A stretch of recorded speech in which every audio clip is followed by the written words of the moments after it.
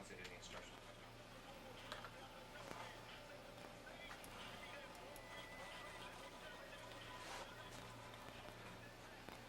Kids are just doing it.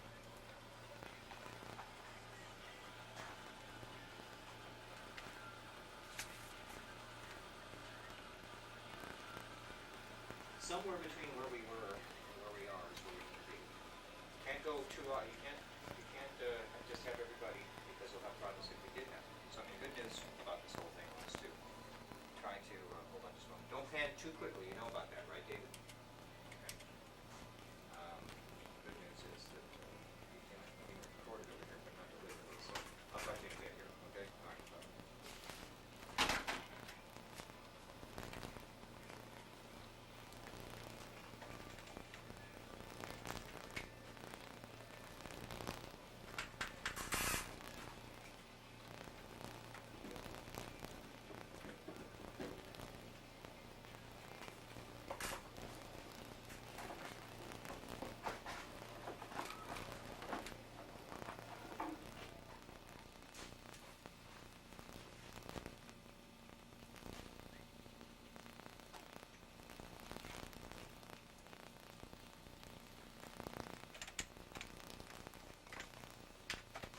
You guys done?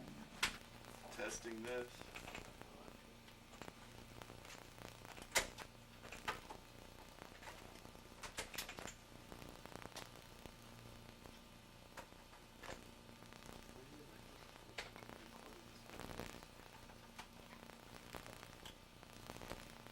Does this get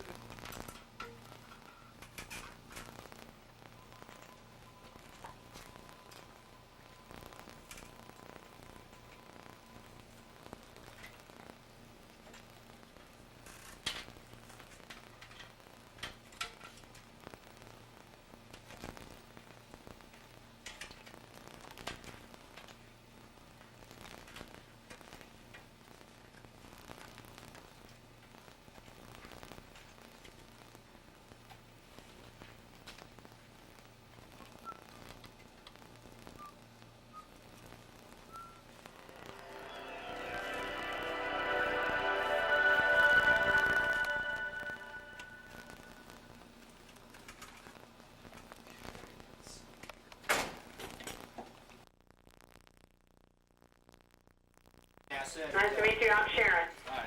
Sharon just spent some time in Newport Beach on a vacation. Well, that's From Texas. the Newporter. Yeah. What do you think of that? That's pretty good, isn't it? Yeah, not a bad place to spend a couple days. Especially if you don't have to pay for it. Especially if you don't have to pay for it. Yes. So you do a couple of things, huh, Sharon? You do massage therapy as well? I have a license in massage therapy here in Houston, in Texas, and I've been at NASA almost 20 years. Oh, outstanding. Wow, that's an interesting combo plate you've got there for yourself. Well, my undergraduate degree is in fitness and human performance, although look at me, you couldn't tell that. Oh, that's outstanding. Have you ever gone to, I mean, the reason I say this is because I kind of think it fits in to some extent to what you're talking about. Up in New Mexico, northern New Mexico, there's this little place called Jemez Springs, and it's about 45 minutes outside of Santa Fe, or Albuquerque, actually. You kind of triangulate, so to speak, from either of those areas. And this is a place which is designed for people who are interested in science and art, and of course massages. And at Jemez Springs, they have a Zen monastery sitting right next to a mineral spring where they conduct massage and aromatherapy. And that in turn is next to a priest place and a nunnery, and it's across the street from 15th century adobe ruins of an old mission. It's all just very clustered right there in this beautiful climate. And our visitors have arrived here, actually, so Sharon, I'd like to kind of introduce you, and I'd let them actually introduce themselves. They might be a little bit standoffish here. Gentlemen. Yeah, don't be shy. Come up to the front. Hi, I'm Bill Habermill with the Orange County Department of Ed, and we have one of our supervisors from Orange County, Jim Silva, who is here. Hi, Jim. How are you? Welcome from Orange County. Well, thank you. Y'all called me, so I feel like I'm the invited guest. Okay. I just want to explain one thing, Sharon, that Sharon is very nice. I just happened to log in today, We've been given the number to NASA. Occasionally we monitor some of the things that they do, and I just happened to catch Sharon live. We were looking at actually a mock-up of the space shuttle, I believe, there. And now that's their viable scale model of the International Space Station. Some of our kids designed their own from blueprints off the internet, but the whole thing just kind of came together spontaneously. So I want to thank you, Sharon, for hanging in there for me. You And, know, No problem. Sharon, you know where the major parts of that space station are built? Where most of them are built? Yes. Yes, sir. They're in Huntsville, Alabama. Huntington Beach, California, and Canoga Park, California. They're also built in Huntsville, Alabama. About 5 miles from here. Well, this is incredible. This is a direct connection. Can you tell them a little bit about the program that you run for us, Sharon? Sure. What we are is like a museum tour. We call this an electronic field trip. And we go into schools around the country and around the world just educating people on space station and ways it might pertain to them in their life. We also have talked to schools for the deaf. We've talked to kids in cancer hospitals that are terminal. We have talked to foreign countries. They're doing some design work for internship programs concerning designing and building hardware for the galley area and for the sleep quarters for the International Space Station. And so we talk to all kinds of people around the world on a daily basis, and we perform what we term as electronic field trip. We're not educators, that's another area. We're just outreach. Sharon, we're all educators.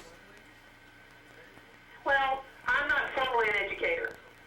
But you do My background is television, audio, video, and video conferencing. I am fixing to start my graduate program in 2 weeks in a program that's called Studies of the Future. And the professor that's chairing that department is doing distance learning applications research. And I think maybe someday it's a very distinct possibility that there won't be a need for classrooms anymore. There will be hookups by this mode of operation where kids will learn from home. And there won't be a need to build any schools or have to have a bunch of teachers come in. They'll just do it remotely. Sharon, when there is a space flight taking place, do you have live connections between the astronauts and schools while that's going on? They're working on that. Right now, we technically do not have access to the shuttle except by satellite feed that we get here at our console. We can send out what everybody else gets on NASA Select. They are trying to work with that because there are a lot of student experiments that are being done, and they do want to set up a two-way communication at some point. But right now, for security reasons, they do not do that. Okay, great. And I assume you're in New York by your accent, right? Oh, yeah, right. Can I show you all a couple of things that we go through our electronic field trip? Sure. Love it. Okay, stand by just a second. Go ahead and take them out to me. Wait a minute. Stand by just a second. Okay, go to 29. This is, I don't know, pleased to meet you, by the way. No. Doug Borcoman. Pleased to meet you, and happy that you're here, and we just happened to make this come together spontaneously. This is going through the telephone. So basically, that camera up there allows you to be able to do this kind of thing, and what the boys were introduced to was this kind of thing where they would take them through a mock-up of the International Space Station, show them how experiments would be conducted. And it was a freebie. NASA offers this for free. You just have to, I found it on the internet, racing around, and had some of the kids help me put together a little letter of application. And we got this off the ground about 2 months ago, but they gave us a number so we could permanently log in. And I thought, today it'd be wonderful if we could just try this, and certainly that'll work. So, Okay, did either one of you gentlemen see the movie Armageddon? Yes. Well, this is the same pool where Bruce Willis filmed the underwater scenes to that movie, and it's not in Florida, it's just down the street from here. And what you're looking at is live astronaut training that will go on for the better part of 6 hours. We always ask our younger students how many of them want to be an astronaut, and invariably the 6th grade and below all jump up and down, raise their hand. Then we tell them that these astronauts are wearing big adult-sized huggy diapers, and they all freak out and decide they don't want to be an astronaut anymore. And then when we tell them Bruce Willis had to wear a diaper while he was in the pool, that really just makes them crazy, and they said, oh no, I can't do that. But part of the inconvenience of being an astronaut is when you're 40 feet below the surface and you're wearing a suit that weighs 285 pounds, you better be prepared, because by the time you get somebody's attention and they get you to the surface and get the suit off of you, it's probably going to be too late. So during their ascent and entry phase of their missions and during all spacewalks, they wear a big adult-sized Huggy diaper while they're training. The pool they're in is the largest man-rated pool in the world. It's 202 feet long, 102 feet wide, 40 feet deep. And it houses quite a bit of hardware, including a shuttle cargo bay, plus other pieces of the space station. Now, if you have a pool or you know someone who does, they hold about 20 to 25,000 gallons of water. This one holds 6.5 million, and it took 30 days to fill it up, running the water 24 hours a day. And because it is so expensive and so large, the water is continually recycled every 19 hours. And each astronaut will have 3 attendants with him, one that will take care of tools, one that's there just for safety, and one that is there for videotaping with the camera. They use this for documentation and safety, plus they also use it to go back and look at implementation and design of tools that they've used. Now what we're going to show you now is our high bay area here. We're in a giant air hangar. And we house the shuttle trainers on one end and the station trainers on the other. And last week, we were in quite an uproar around here. And this particular trainer, Clint Eastwood and Donald Sutherland and James Garner and William Devane were all here filming a new movie called Space Cowboys. And I've never seen a bunch of old men gathered in one spot that could get so much attention from everybody else. But Clint Eastwood was directing, and they shut this